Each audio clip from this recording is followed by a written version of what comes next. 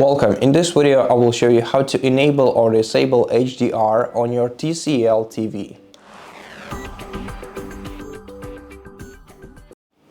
First of all, locate and press the gear button on your remote control to open the TV settings sidebar. On this sidebar, select the first picture option. Now in picture menu, select picture mode, then select Smart HDR. Press OK, and now the HDR mode is applied to your TV. You can also choose which input to apply the HDR mode to.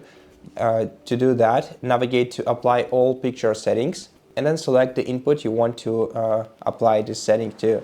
So either the current input, in my case apps and media menu, or all inputs.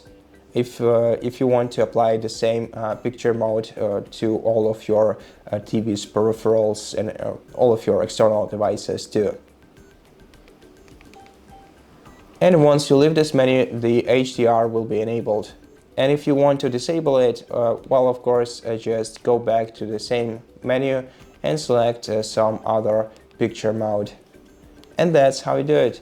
Thank you for watching this video. If you liked it, please consider subscribing to our channel, leave us a like and a comment below, and I'll see you in the next one.